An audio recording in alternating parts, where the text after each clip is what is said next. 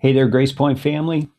Here we go once again in our GPRead program. We're in week 55 as you're coming up on quite a few prophetic writings as well as some historical writings from the books of Second Kings. Second Kings is going to continue walking through some of the kings and what was going on in their day as they led both the nation of Judah and Israel. Now, both are God's people. Remember, they're separated because of a division that happened way back at the time when Solomon's son, Rehoboam, became king. And they divided and never were united again during this period of history. Now, what's happening here is you're seeing a bunch of evil kings and the lack of faithfulness to their God, Yahweh. And that lack of faithfulness is starting to come to play in the prophecies that we're seeing.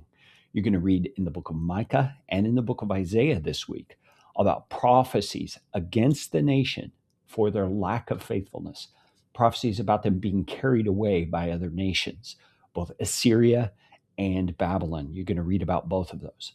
Now, in our reading for this week, we also have some prophecies that go further into the future. In the book of Micah in particular, you're going to see some prophecies that talk about in the latter days. And there's question among theologians. Is this talking about the end of all time, or is this talking about the latter days of Israel's history? You see, and some people think both of those are one and the same. So I want you to read very carefully as you read through Micah and see if Micah is talking about the very end of time, or is he talking about the end of days before the Messiah comes? You read it, see what you think. Also in Isaiah, you're going to be reading a lot of different prophecies, again, about Assyria and Babylon.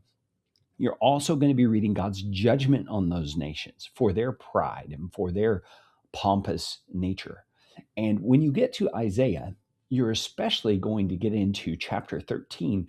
There is a section where it sounds like, actually in chapter 14, beginning in verse number 12, you're going to begin seeing this description that sounds bigger than just the nation of Babylon.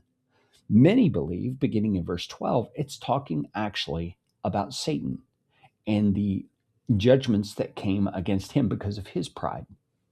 Now, it's possible the Lord could be using imagery regarding Satan to describe Babylon because they were a very demonic nation and were oppressive in many of the same ways. You read it carefully. See what you think. See what the Holy Spirit shows you. We'll keep reading, friends. You're also going to be reading in Proverbs again, day by day. Now, I know Proverbs can seem repetitious after a while, that you're just hearing the same things over and over, but that is the point. That's what we're trying to do with Proverbs, is get God's wisdom into our minds so that we can kind of live it out immediately and spontaneously as the Spirit leads, using the ammunition of the wisdom from the book of Proverbs. All right, friends, God bless you. I love you all. We'll talk to you again soon.